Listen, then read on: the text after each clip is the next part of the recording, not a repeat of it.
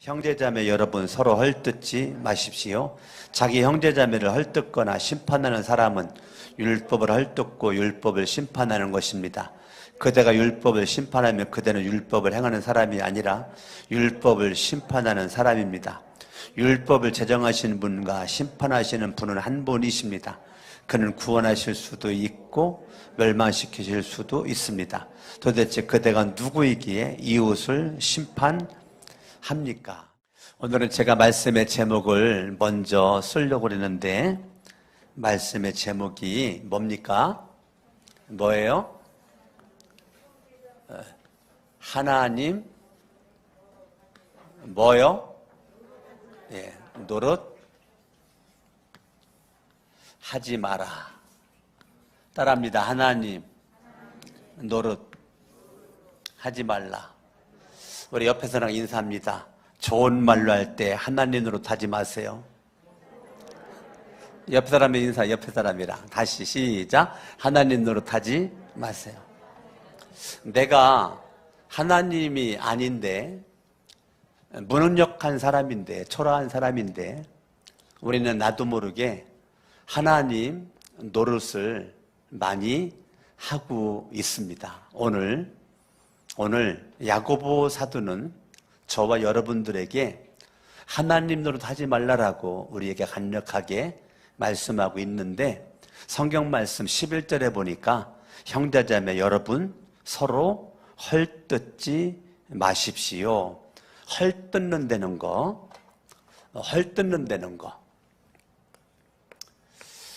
그거는 무엇으로 헐뜯느냐면 말로 헐뜯죠. 예, 그러니까 하나님 노릇을 무엇이 그렇게 하고 있느냐면요, 이 말이라는 것이 하나님 노릇을 하고 있다는 겁니다. 여러분의 말은 마음에서 나오죠. 여러분의 말은 생각에서 나옵니다. 여러분 속에서부터 나와요. 속에서부터 나오는 말이 자꾸 하나님 노릇을 하고 있는데, 이미 내 마음 속에서부터 하나님 노릇하고 있는 사람이 말로도 하나님 노릇하면서 말을 하고 있습니다. 따라합니다. 하나님 노릇하지 말라. 오늘 여러분들이 다른 거 다 잊어먹어도 제목 하나만 외워도 여러분 수지 맞는 것입니다. 하나님 노릇하지 말라라고 오늘 야고보가 말하는데, 그것이 뭐냐면 형제 자매를 헐뜯지 말라는 거예요. 뭐 하지 말라고요? 예, 따라합니다. 서로, 예, 우리는 서로 뭐 해야 돼요? 사랑해야죠. 서로 감사해야 되고, 서로 만나면 간증해야 되고, 서로 하나님의 은혜를 나눠야 되고, 서로 기적을 경험해야 되고, 서로 우리는 사랑해야 되는데, 만나기만 하면, 아니면 뒷담화 깐다고 그러죠. 내 앞에 없는데 뒤에서 헐뜯어요. 헐뜯어. 근데 성경은 뭐라고 그래요? 서로 헐뜯지 마라. 서로 헐뜯지 마라. 서로 뭐 하지 말라고요? 서로 헐뜯지 마라. 그 헐뜯는다는 것이 뭐냐면 비방하지 말아라. 서로 비난하지 말아라. 비방하고 비난이 서로 헐뜯는 것이 하나님 노릇하는 거라는 거예요. 성경을 봅니다. 자기 형제자매를 헐뜯거나 심판하는 사람은 하나님 자리에서 형제자매를 헐뜯거나 비방하고 비난하거나 심판하는 사람은, 심판은 하나님에게 있는 거잖아요. 그런데 내가 하나님이 돼서 심판하는 자리에 있는 거죠. 율법을 헐뜯고, 자, 형제자매를 비난하고 헐뜯는 것이 아니고, 그 형제자매를 헐뜯고 비방하고 비난하는 것은 율법을 헐뜯고 율법을 심판하는 것입니다. 여러분, 율법은 둘로 나누어지죠. 어떻게 나누어집니까? 우리 구약이 있죠. 구약. 그리고 신약이 있어요.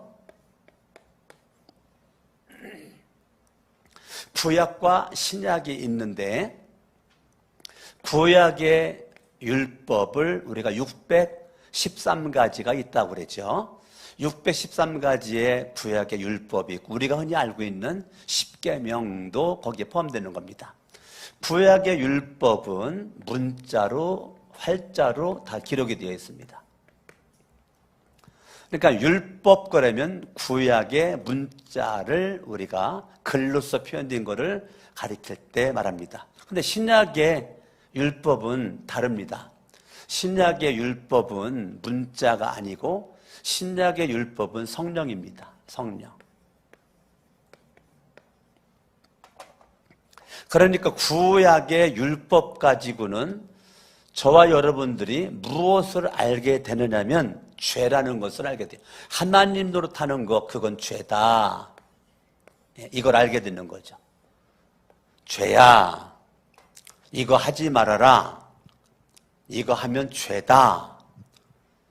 그런데 그 죄를 짓지 않을 수 있는 그 힘과 능력을 성령님이 주신단 말이에요. 성령님이. 아멘. 그러니까 구약의 문자는 저와 여러분들로 하여금 죄를 짓지 않도록 하지를 못한단 말입니다. 신약의 성령님께서 저와 여러분들이 죄를 짓지 않도록 날마다 성령님이 가르쳐 주시고 성령님이 인도해 주시고 성령님이 힘을 주시기 때문에 저와 여러분들은 하나님의 말씀, 생명의 그 말씀이 생명의 말씀 되기 위해서는 반드시 성령 하나님이 저와 여러분들을 도와줘야 되기 때문에 고린도전서 12장 3절에 예수 그리스도를 나의 주, 나의 하나님으로 내 마음에 영접할 때 성령으로 하지 않고는 예수님을 영접할 수 없다라고 성경이 분명히 말해주고 있습니다. 내가 예수님을 영접하는 자, 곧 그 이름을 믿는 자들에게는 하나님의 자녀가 되는 권세를 주셨습니다. 하나님이 세상을 이처럼 사랑하사 독생자를 자를 주셨으니 이는 저를 믿는 자마다 멸망치 않고 영생을 얻게 하려 하심이니라. 그 문자로 된 그거를, 그 글을 성령님께서 믿어지게 하고 성령님이 깨닫게 해주시고 성령님이 그렇게 살 수 있도록 우리에게 은혜를 주시는 것입니다. 아멘. 그러니까 여러분들이 서로 사랑하지 않고 서로 이해하지 않고 서로 축복하지 않고 서로 비방하고 비난하는 이 모든 것은 여러분들이 율법을 헐뜯는 것이고 성령을 헐뜯는 것이니까 누구만이 가능합니까? 내가 하나님이 아니면서도 하나님이신 성령을 내가 헐뜯는 거죠. 하나님이 세운 율법을 내가 그걸 헐뜯는 거죠. 야고보가 심각하게 표현을 아주 강하고 세게 지금 한 것입니다. 율법을 헐뜯고 율법을 심판하는 것입니다. 그대가 율법을 심판하면 그대는 율법을 행하는 사람이 아니라, 율법이라고 하는 것은 왜 주어지느냐면요, 율법이라고 하는 것은 저와 여러분들이 율법대로 살아라, 행함입니다. 율법은 왜 우리에게 주어졌냐? 하라는 것은 하고 하지 말라는 건 하지 말라고 율법이 우리에게 주어진 건데, 율법대로 살지 않고 사는 것이 우리에게 있는 건데, 사람에게 주어지는 건데, 내가 하나님 노릇하다 보니까 율법대로는 살지 않고 행하는 사람이 아니라 율법을 심판하는 사람이 되어 있었다는 겁니다. 12절, 율법을 제정하신 분과 심판하시는 분은 한 분, 누구밖에 없는 거예요? 하나님밖에 없는 겁니다. 하나님이 율법을 제정하시고 하나님만이 우리를 심판할 수 있는 분이죠. 그분만이 우리를 구원할 수 있는 분이죠. 그분만이 우리를 멸망시킬 수도 있는 분이신데 우리는 구원의 문제, 이 심판의 문제, 멸망의 문제를 내가 조금도 감당할 수 없음에도 불구하고 내가 그 자리에서 나도 모르게 겁도 없이 서 있는다는 것입니다. 도대체 그때가 누구이기에 하나님 노릇하면서 이웃을 심판하고 있습니까? 라고 12절 마지막은 말해주고 있는 거. 도대체 그때가 하나님이 아니면서도 왜 하나님된 자리에서 있으면서 서로 형제와 자매를 비난, 헐뜯고 있습니까? 그대가 하나님이 아닌데 어떻게 계속 하나님 노릇하고 있습니까? 라고 말하는 것이죠. 오늘 이 말씀이 저와 여러분들에게 축복된 말씀이 될 수 있기를 예수님의 이름으로 축원합니다. 아멘. 자, 사람들이 대부분 이 비방, 비난, 헐뜯을 때 어떻게 그렇게 헐뜯느냐면 내가 말할 때 기준이 나가 되느냐 하나님이 되느냐가 중요하거든요. 자, 기준이 내가 기준인 사람은 모든 것을 내가 생각하는 것이 기준이에요. 내가 체험하는 것이 기준이에요. 그러니까 모든 것은 내가 기준, 내가 기준이에요. 내가 기준이니까 내 생각이 다 옳아. 내가 체험한 것이 다 옳아. 내가 경험한 것이 다 옳아. 내 기준으로 바라볼 때 너는 틀렸어. 너는 안 돼. 그러면 안 돼. 그렇게 하면 안 돼. 라고 내 기준으로 생각하고 체험한 것을 말로써 말하면서 헐뜯고 비난하고 비방하는데요. 이게 지금 내가 하나님 노릇을 하고 있는 것입니다. 하나님 노릇을 하고 있는 거예요. 그리고 내가 기준인 사람은 늘 현상만 보죠. 현상만 봅니다.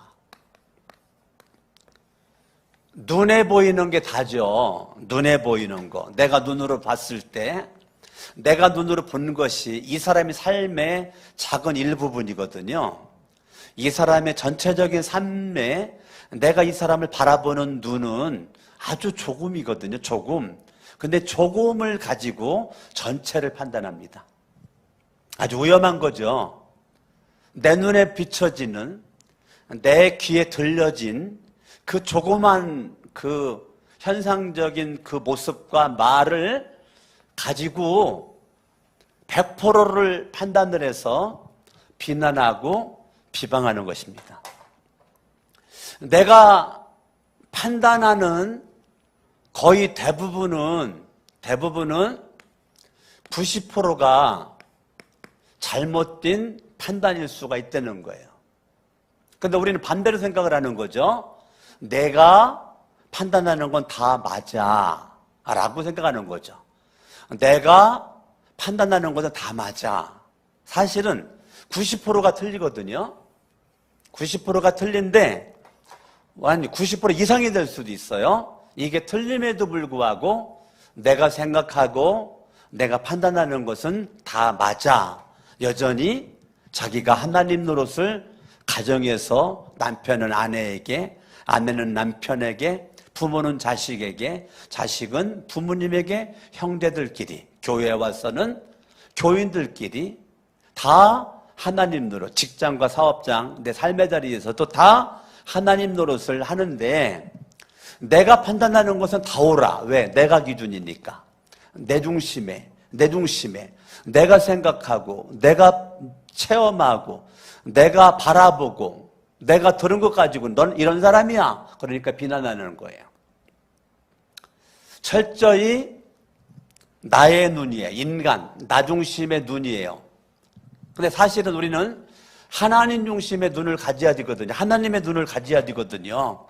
하나님의 눈을 가져야 되는 거예요. 자, 하나님의 눈을 가지면 사람들이 행함이 있었을 때에 저 사람이 저렇게 하게 된 동기가 뭘까를 우리는 파헤쳐 보는 거죠.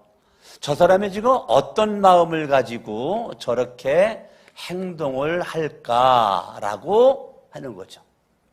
자, 하나님 중심의 사람은요, 사람의 현상만 가지고 판단하지 않습니다. 현상은 아주 작은 부분입니다. 눈에 보이는 건 아주 작은 부분입니다. 정말 그 사람의 모든 것은 그 사람의 마음에 있습니다. 마음. 저 사람이 저렇게 말하고 행동하는 것은 어떤 마음이고 어떤 동기에 의해서 저렇게 할까라고 하게 되면 쉽게 비방하거나 비난하지 않아요. 쉽게 비방하거나 비난하지 않습니다. 우리는 누가 무슨 말을 하고 무슨 행동을 하는 거를 우리는 너무 쉽게 정죄하죠. 쉽게 비방을 하죠. 쉽게 비난을 하죠. 제가 한참 부흥회 다닐 때 선배 목사님한테 그런 말 들었어요.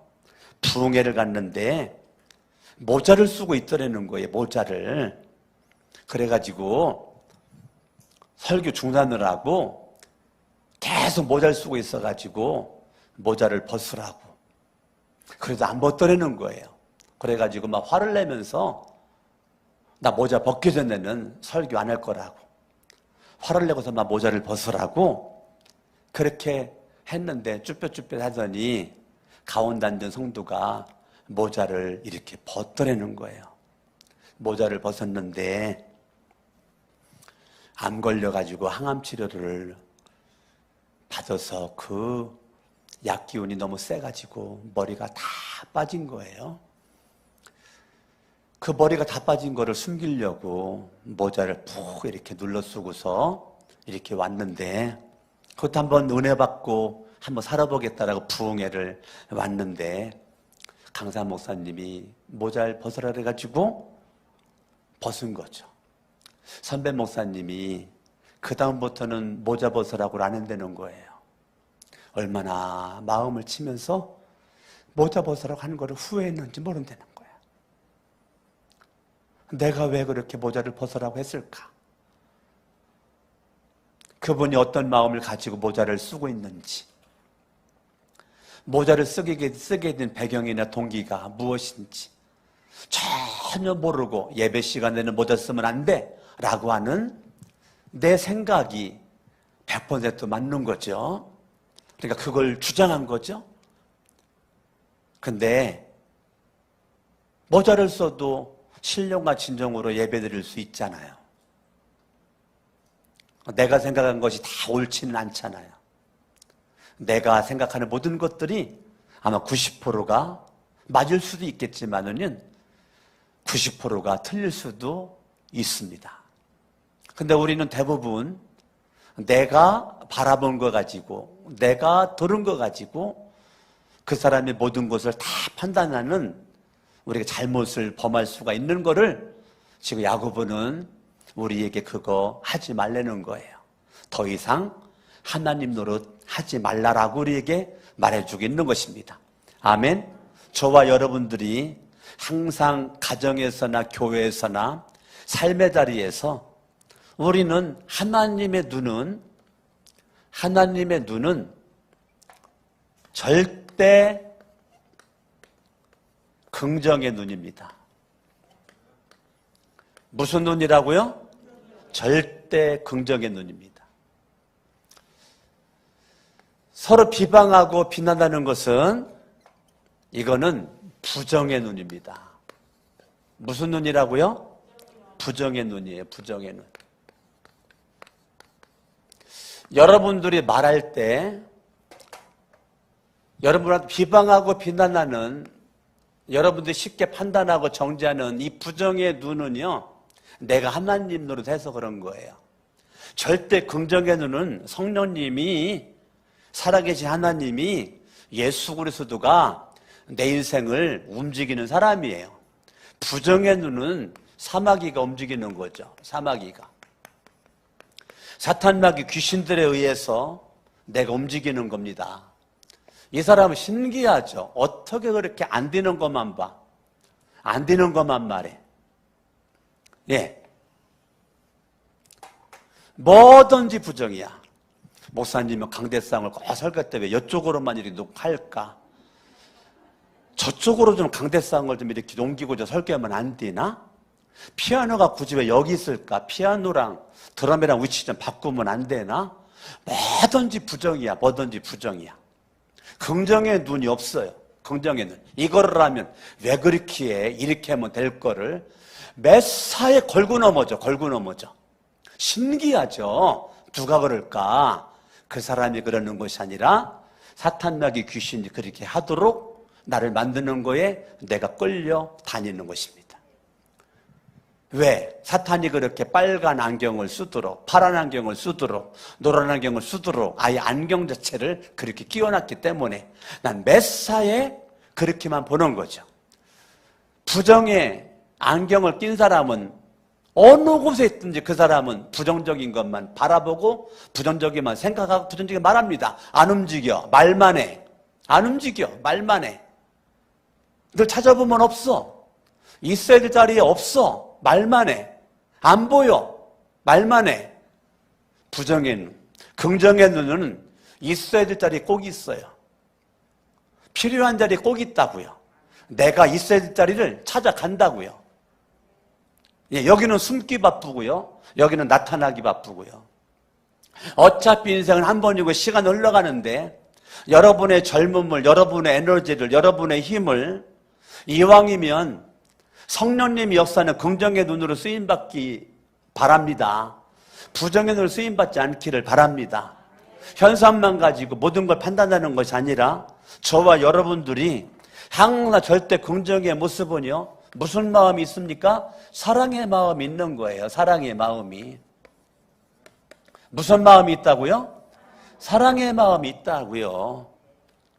그러니까 저와 여러분들이 이 사랑의 마음을 가지고 하니까 이 사람이 말하는 거는 힘이 돼요. 용기가 납니다. 삶의 의욕이 생겨요. 이 사람 만나면 왠지 모르게 행복합니다. 왜요? 사랑의 마음이 있으니까. 그런데 여기에 문제는 뭐냐면 사랑의 마음이 없이 말만 하는 거예요. 사랑의 마음이 없이 말만 해요. 예. 여기는 문제 제기만 합니다. 문제 제기만. 문제 제기는 기가 막힙니다. 너무 똑똑해요. 잘났어요. 논리가 있습니다. 문제 제기 잘합니다. 근데 여긴 답을 주지 못합니다.